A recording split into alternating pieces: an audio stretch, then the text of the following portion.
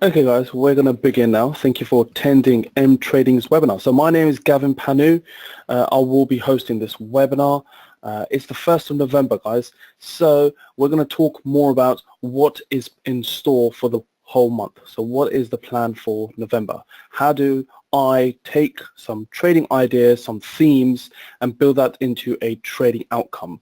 Okay, so the first idea is to create a checklist. Yep.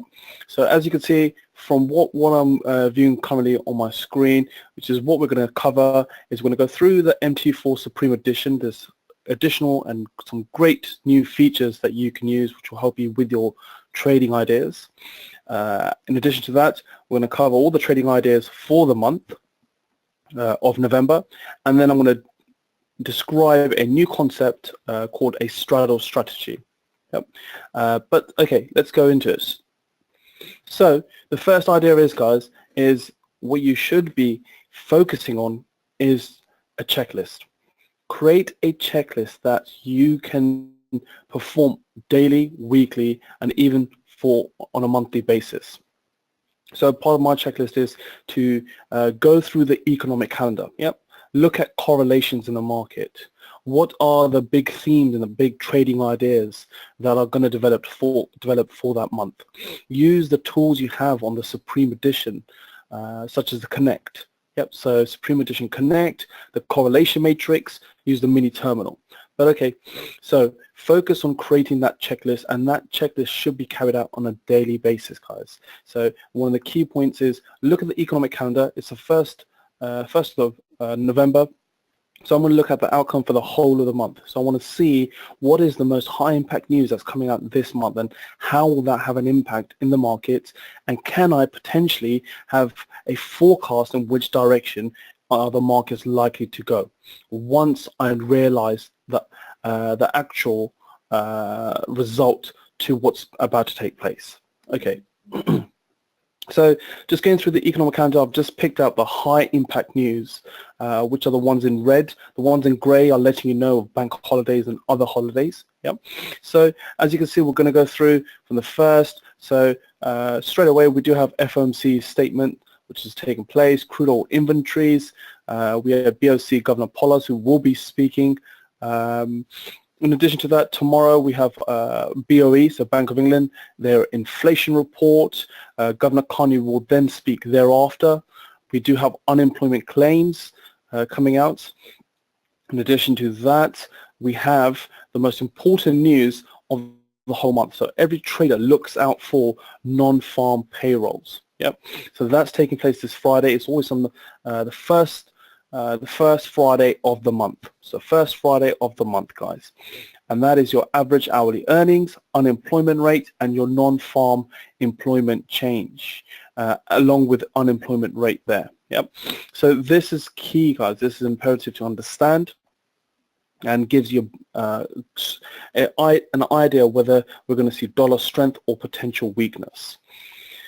And then we're moving on to next week, where we have RBA, so Reserve Bank of Australia, giving us more indication of their rate statement and what is their outcome. Then we have inflation report again for sterling for the UK. In New Zealand, again, rate statement and press conference. So that's to start off that week. Let's go through this list. And again, we do have a lot of sterling inflation report hearings and reports that are taking place. CPI, so we go into the consumer price index, guys, consumer price index. So look into CPI and go into this, guys, go into these folders. You can click on these folders, have a better idea of what this means. Yep. So this gives you a better understanding of this statistic over here. Yep. And then we've got core retail sales, crude oil inventories, employment change in for the Aussie dollar. And then we have building permits. So building permits is more of a longer term gauge. It allows us to understand, are there more homes being built in the US? And then we have more crude oil inventories, and then FOMC meeting minutes. This will be an important one, guys. But I'll go on to my 4 themes and 4 trading ideas for November, guys. That's coming up shortly.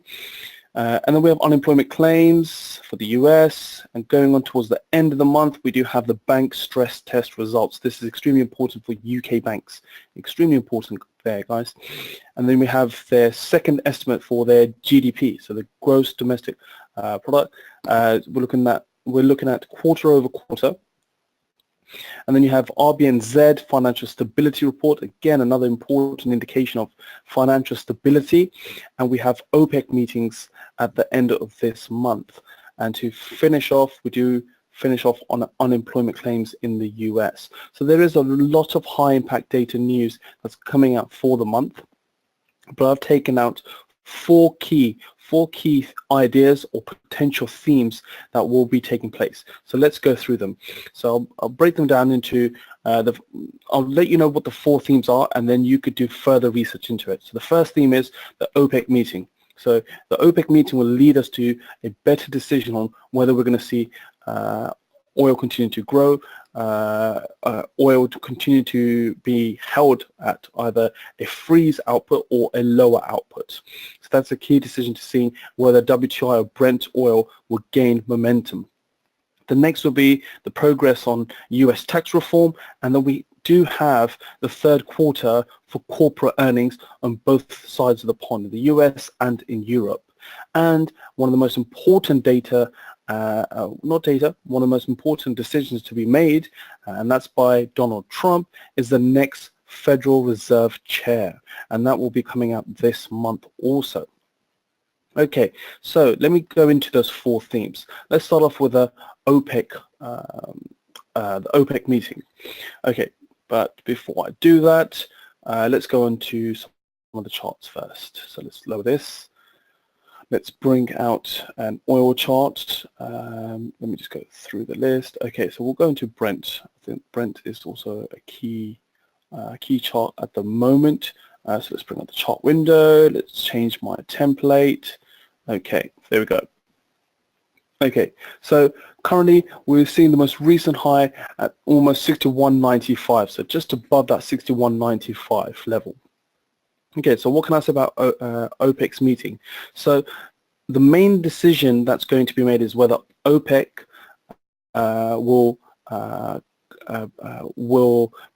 cut their production. Yep. So oil ministers from OPEC countries, these are OPEC countries only, as well as those of potentially producers outside of that cartel, will meet on November the 30th in Vienna, and they will decide as an extension to the group's historic supply cuts is expected to be on the agenda, and will almost view this as a key pivotal point whether we'll see a further increase in the price of oil.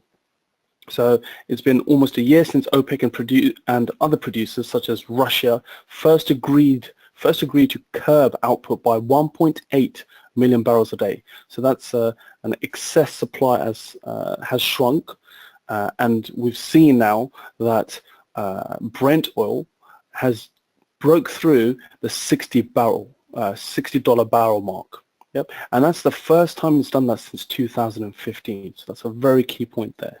So the original deal has been extended to now expire potentially next March, but there are calls that it could prolong it to at least late 2018. So will they continue to have this production cut or freeze or not? That's the key point there, guys. So watch out for OPEC meeting and look at anything that's related to that. So we are looking at you're looking at both oils, which is WTI and crude oil. WTI, which is crude oil, and then you got Brent. And look at US dollar as well. Dollar will have a fluctuation with the rise or the fall of oil. And in addition to that, I will be going into what fundamentals and technicals to look at in a later webinar, which will be covering just oil specifics. Yep.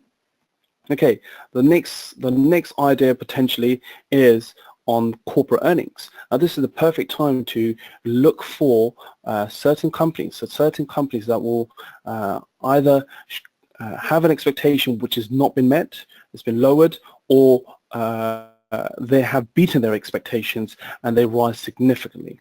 So that's the key point there. So look at companies that are going to release their earnings, and you'll have a better idea of, okay, this company is likely to continue to gain or potentially move lower in the case that they miss those expectations. And that's not just only in the US, that's also in Europe. Yep. So this is the last remainder of that third quarter US earnings season, which is extremely important towards the end of this year. So companies have been doing their bit to justify rising share prices. As you can see that all indices have been extremely bullish. This has been rising significantly, along with in Europe, where equities have been also making up the same ground, as US equities are. More than 50% of companies that have reported profits have met expectations, and 24% have beaten them. So that's the statistic there, guys, in the most recent corporate earnings. So be aware of companies that are likely to significantly beat their expectations. That's where you see a significant rise, or do not beat those expectations, and you'll see a significant drop. Okay, and then moving on from there, let's just look at a stock. So the stock I would be looking at is this one here, guys. So what I'm currently looking at is Amazon, guys. We're looking at Amazon. Let me just move right along to the right-hand side just to see where we are now. Okay, this is Amazon, guys. So we've seen the most recent move on Amazon, a significant bullish move there, guys. Look at the gap there. This is based on corporate earnings, guys. So this is what we're seeing here. So a large gap taking place, and we're now well above the $1,000 mark. So one single share is well over $1,000 US dollars there. Okay, so be aware this can take place. Yep. Okay, so that leads me on to my third theme, which is the Fed. Yep. So what a new head of the Fed, the main chair member of Fed, would mean to dollar strength and the U.S. economy. Yep. So Janet Yellen is stepping down, and we're likely to see a new Fed chair member very soon, so very shortly. That decision is going to be made within this month. Yep. So the Federal Reserve's November meeting, which concludes on Wednesday, as we've seen on the calendar, is not expected to yield as much. So we're not going to see some significant moves from those decisions that's being made. Instead, most traders and investors, their attention is actually going to be on President Donald Trump, who is going to pick the next chair member, the next chair of the U.S. Central Bank. So that's extremely imperative. The reason why it's imperative is who he will elect. Are there likely to be hawkish or dovish members? So the current Fed governor that is likely to succeed is Powell. Yep. So Governor Powell is regarded as the favorite, and the broad implication of such a choice for investors is twofold. So Powell's views are more hawkish, extremely hawkish. So he will be more lighter on his regulatory touch. Yep. So he'd be extremely light on his regulatory touch, which would be then taken as good news for banks and corporations. Yep. And also on a similar trajectory for monetary policy, that is likely to be extremely positive also, as that is pursued by a hawkish view. So be aware of whether he's going to be hawkish, who he elects as are they more likely to be hawkish members or dovish member. So with hawkish members, you'll have lighter regulatory constraints. Yep. In addition to that, they are likely to push the economy further. So inflation is already at a very good level, and they are likely to increase interest rates. But if they have a hawkish member, they will do it sooner than expected. Yeah. So be aware of that, guys. So next Federal Reserve chair will be announced also this month. Now that's my final theme. So for my final theme for the month of November is tax reform. Yep, so the progress on this US tax reform that's taking place currently. So the US economy has expanded 3% in the third quarter, and for the first time since 2014 has achieved that pace for 2 straight quarters. So that pace has continued, and it's been done back to back. The next significant US data point for investors in October's jobs figure, which are released on Friday, guys. And those figures, as I said to you, it's the first Friday of the month. So the non-farm payrolls is extremely important right now, guys. Yep. Okay. So the current expectation of the jobs figure is that it is to the tune of around 300,000. So 300,000 is that number.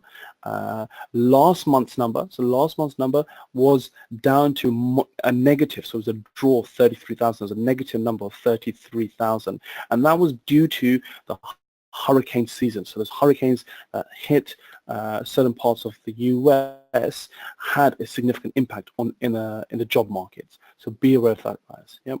And this is extremely important, guys. Extremely important as any progress that the Congress makes in delivering those tax reforms, which has the power to intensify expectations of inflation and a faster tightening cycle for the Fed.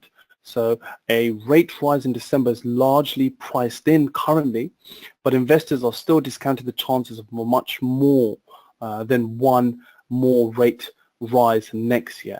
So if that changes, then the treasury yields could rise further, strengthen the dollar, and weaken some of the supports underpinning the rally in the equities. So we could see a correction taking place in the equities. So just be aware of the tax reform that's likely to be delivered this month. So those are your 4 themes, guys. If you haven't really understood much of what I'm talking about, please do your own research, guys. This is down to you to do your research on this. So either you can listen to this webinar again or look to do further research. But those 4 themes are extremely important, guys. You got the OPEC meeting, you got the progress on the US tax reform, and you got corporate earnings season. So this is the final part, the third quarter corporate earnings, both sides of the pond, US and Europe. And then the next Federal Reserve chair member will also be announced. Okay. So those are the 4 themes for November, guys. So let's go on to the next part. So how do we use those themes and better understanding of, okay, what can I do in the market? So you've got your trade ideas, you are waiting for expectations, so then you do your due diligence. Your due diligence is on a regular basis using that checklist we spoke about right in the beginning of this webinar, is to check the markets on a daily basis using your criteria. So looking at the economic calendar, one of the best tools I like to use on the Supreme Edition. So on the Supreme Edition is the Connect. So let's just open this up so you have a better understanding of what this looks like. This is it. So this will give me the breakdown on all the news, any news that's being released. As you can see straight away, what do I spot? Trump says people will be impressed with his Fed pick. Trump says he will announce Fed chair tomorrow afternoon. So this is coming sooner than thought. Yep. Be aware of all these news that's being released, guys. It's extremely important. So this gives us the current news that you need to be aware of. You can look at calendar. So look on the calendar to have a better understanding of where the markets are and what news is being released. Yep. Okay, in addition to that, let me just go on to another part of what I like about this platform. Okay. So one of the key points, as I said in my checklist a little bit earlier, is look at the economic calendar, look at the latest news that's being released, themes, and potentially use those as trade idea builds. Yep, so building your trade ideas from. And the next part is look at correlation. So correlation, this is a daily checklist.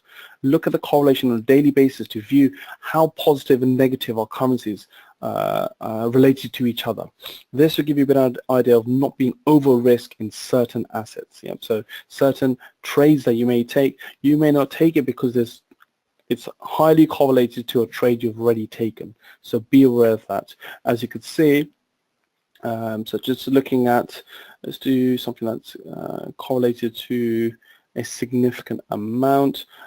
So here we go. So if you're looking at Euro Sterling and Dollar Swiss, yep, so Euro Sterling, Dollar Swiss is a negative correlation of 78. Yep, so that's a negative correlation. So that means that it's more than likely to go in the opposite direction. Yep, so it's more than likely to go in the opposite direction. So if you had a long in Euro Sterling and a short in Dollar Swiss, and if Euro Sterling doesn't go in your direction, it's likely that Dollar Swiss will not go in your direction because they are likely to go in the opposite direction. Yep. Okay, so look into correlation, guys. Yep, and that leads me on to, okay, what else do I like to do? So the next part to this webinar is OCO. Yep, so OCO stands for one cancels other. Yep.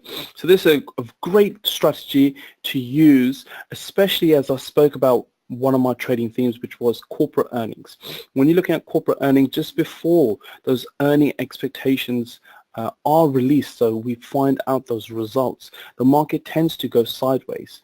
They're in anticipation of what is potentially going to be released. So therefore, you'll see the market's going sideways, and there is a great area where you could potentially place two orders, two pending orders above that range and below that range, and when that news is released, you're looking for that extremely imperative move that takes place. And perfect example is this. So if I just give you an idea of what do I mean by that, so let's highlight this area. So this is what we're seeing. So we're looking at a chart of Amazon. So we're looking at a chart of Amazon before news is released and that corporate earnings is expected. You've seen the market going sideways. So what do I mean by sideways? We see a low over here, high. It's a higher low, so it doesn't make an equal low or lower low, so it's within the range. Next high, it's a lower high, so it doesn't make an equal high or a higher high than the previous high. So it's actually ranging, and not even ranging, but also consolidating. So it's converging into price action. Yep. So you see price action is converging, almost in a triangular shape. So we're seeing something in that formation taking place. So you can assume everyone is expecting the news that's going to be released. Yep. Okay. So what do? A simple strategy, a very simple strategy. Why not have? If I'm expecting the news to be extremely positive, we can have a buy order above that range and a sell order below this range. So we look to sell below through there and buy above through this level. And I'm expecting price to actually break through. So break through this level and fill my entry at this point here. So when we see that imperative move take place, it fills us in at the imperative moment, and you're likely to see market doing some sort of move as this. Look for a minimum of a 1-to-1 on reward to risk. Yep, so look for a 1-to-1 reward to risk. And how do we set an order like this? So let me just delete all this first of all. Let me highlight one key point. So if I had a buy order at this point and a sell order at this point, where would I place my stop loss and my take profit? So I'm looking to achieve a minimum of 1-to-1. So let's go with that 1-to-1 idea. So if I had a buy order over here, my buy order take profit will be a 1-to-1 of the height of this from where I've defined my market range. So it will be the pip distance from the sell order to the buy order. That is my take profit level. Yep. And then in addition to that, for the sell order, it will be from the sell order in pips to my buy order. So that will be my potential target at this point over here. So that will be my TP for the short, and that will be my TP for my buy order. In the same process, what we'll do is also place a stop loss. So my stop loss for my sell order will be at the buy order. So I have a stop loss at this point over here. So that will be my stop loss there. And for my buy order, my stop loss will be at the sell order. So at this point over here. So therefore, I have a 1-to-1 reward to risk ratio. Yep. So it's important you keep it at the 1-to-1. I've also have taken 2-to-1s and 3-to-1s doing the same process, doing this exact same process. Now, this leads me on to, this is a perfect opportunity when the market's ranging, because you can see that if it breaks out of that range, it's likely to continue in that direction. It's not using much technicals, but it's a very simple order that you can place at a very small risk to your account size. So I wouldn't go full risk at, say, 1% or 2% of your account size. I maybe look at a 0.25 or a 0.5% of your account size, just because it's something that you can set into the market and walk away and come back and check every so often. Yep. Another key point is when the market does what we've seen over here, as we can see, this is a chart of Amazon, and the market's moved from this point. Well, actually, let me just see. So it actually closed there. So it closed at this lower candle here. So closed at this point, and it actually opened from this point. So as we have a significant large gap taking place, therefore it would have missed your entry. You would not have been filled. So you are looking for the market to open, and then the market rushes in. The market rushes in to purchase this this asset, and it goes into, you see a significant candle that breaks through, something like this. That's when your order will be filled, and it's likely to continue, and then hit your take profit. That is the momentum you're looking for. Similar to what's happened up at this region here, so in this region here. Yep. But we're looking for an instant breakout rather than you have an initial gap taking place and then we have that continuation move. So in some cases you may miss that move.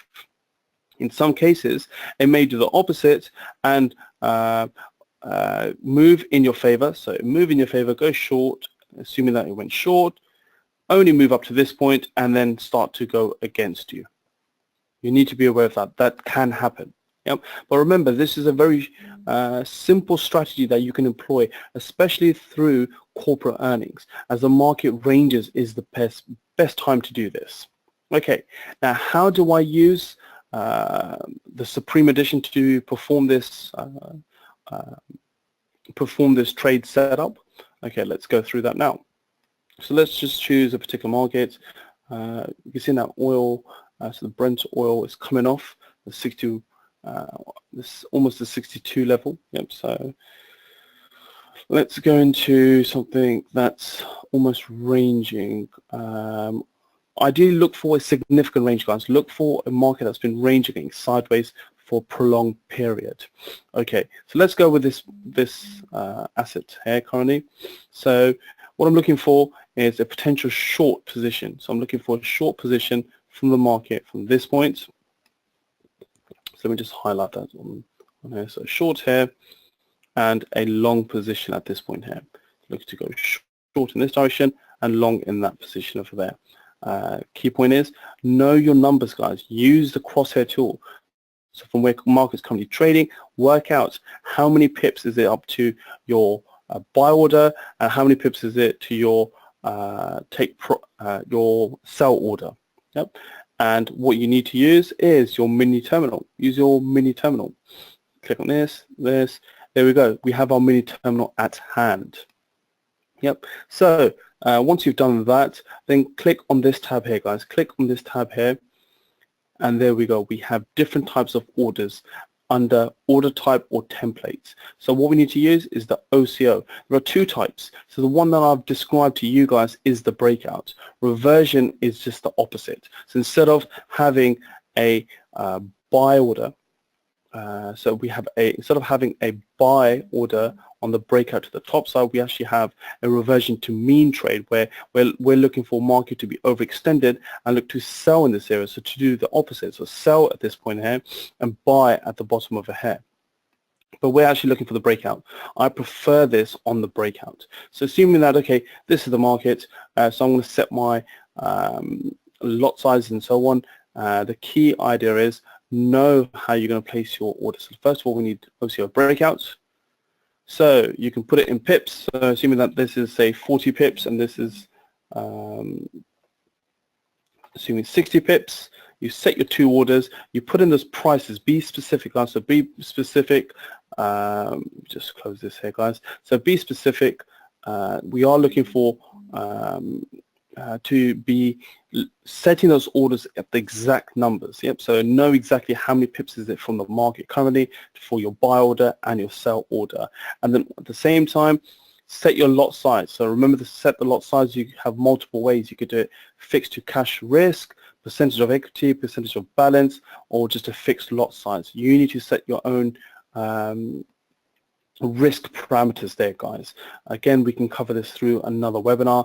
And stop loss, extremely important, guys. You can have it in pips, you can have it in percentage of equity, whatever it might be. I'm not going to cover that now as we are running out of time, but let's just go into it. Okay, so 40 pips, 60 pips there. Happy with that. Place the order, and that is my two orders there.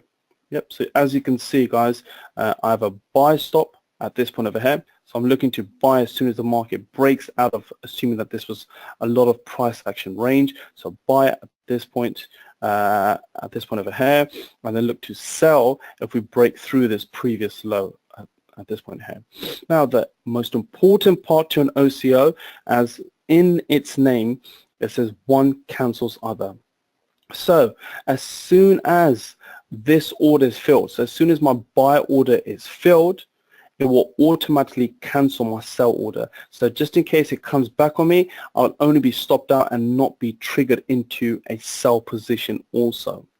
That is the benefit of an OCO.